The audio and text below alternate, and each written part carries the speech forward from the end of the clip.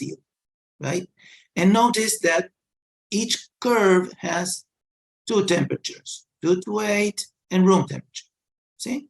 So they not only wanted to test the materials in contact with the product and the interaction, but also at the same time, the temperature factor. How would that affect or not, right? So you can see here clearly. So the questions to the group would be, which type of container should the receiving unit use? Why? That would be the first question. And the second question, how does the temperature condition affect the product? That would be the second. So if you want to take a minute to think about that and maybe answer in the chat.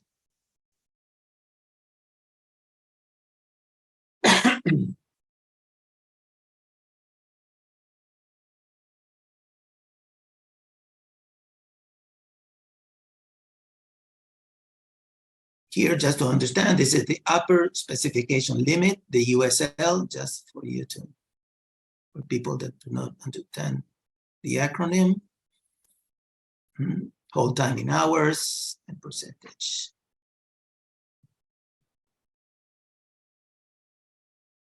Okay, so we have which type of container should the receiving unit use? Glass or disposable bags, right? Because it had less oxidation and impurities. And you can see in the graph, right? The stainless steel behaved, you know, generating more impurity. The interaction with the steel, important.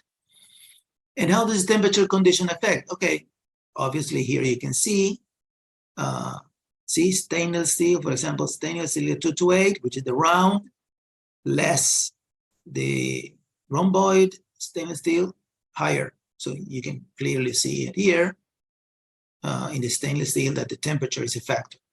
It also, it is showing in the other two materials, the disposable bag and the glass, not so much as in stainless steel. So they decided to go for higher temperature, higher level, less impurities. As you can see, this is the outcome with what decided the company. The company said, okay, we're going to use disposable bags, as disposable bags showed similar results to the glass container of the donor organization. So to mitigate, lower the risk, the receiver organization used disposable bags and not stainless steel and improve the product. So this is a very good example to show that the receiving unit is actually having an improved product. Sorry. So this is interesting, how the continuous quality improvement, which is an expectation of ICHQ10 in quality systems, it is encouraging all the time to look for improvement opportunities in the product and the process. So the tech transfer comes to be an excellent opportunity to do that. Okay, so just to finish up, in terms of summary, we would say that the life cycle approach should be applied to tech transfer with the regulatory framework of ICHQ10, and of course, based on the life cycle approach. This is the first point, just to reinforce the concept. A multidisciplinary approach based on a sound technological transfer plan is expected to assure an effective tech transfer process. So again, highlight multidisciplinary, and of course, by qualified people, and I would add on a timely manner. Gap assessment is one of the key milestones of the tech transfer and quality risk management, both actively participating in the sending and the receiving unit. And again, carefully planned, documented, and approved. It includes not only technical aspects, but other key aspects as cultural and economic as was mentioned in the previous part of this session.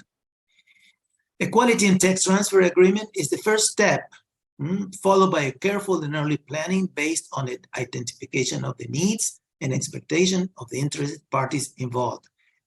We encourage you to carefully plan this step and to spend the required time to understand how the ecosystem functions, meaning what is the expectations of all the parties involved, meaning the governments, meaning the institutions, meaning the sending unit, and the receiving unit, which is the actual expectation and objectives of the receiving unit, and if this is being matched by the sending unit point of view. Of course, qualified key staff is again required, and finally, the analytical method transfer activities also assure that the analytical methods are reliable and that any detected gaps are assessed and managed. Okay, I hope that I was clear enough, and I hope that you will increase your understanding on how important tech transfer is in bridging, right, or development with commercial production, and how to bring a product to market in a compliant manner since the first batch. And that is important to understand, that the learning curve that is that has to happen in our organizations needs to be sufficient to launch the first batch in a secure and assured manner. If this doesn't happen, you will launch your first batch without the sufficient information, and you will have an increased number of deviations and put the patient in risk. And that is what is not acceptable. So it's very important to understand the point where you reach when you launch the first batch to the market. So by saying this, I thank you all for your attention, and I will stop sharing. Yes, and we will now launch into the second poll. So if we can just bring that up, and then for the benefit of all participants, we encourage you to take the second poll. I see it has now been launched. If you just wait a few seconds for it to be shown on your end. And if you still do not see it, then click on the poll function on your platform on your device.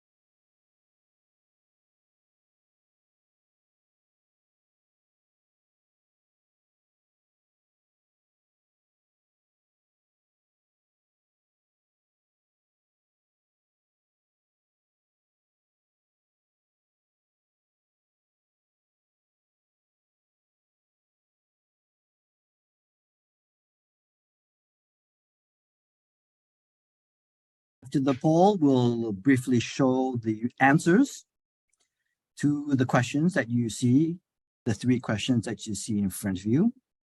So stay tuned for that. And we will just have the poll on for 1 more minute before we get into the answers to the poll.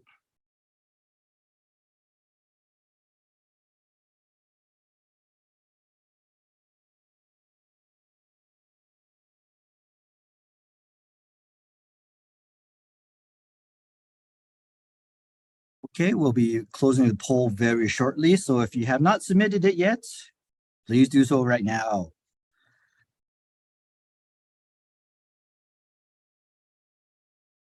Okay, let's end the poll, and we can show the answers to those 3 questions. There we are, as you can see on your screen right now. give you a bit of time to take a look at the questions and then look at the answers to see whether you have answered it correctly or not.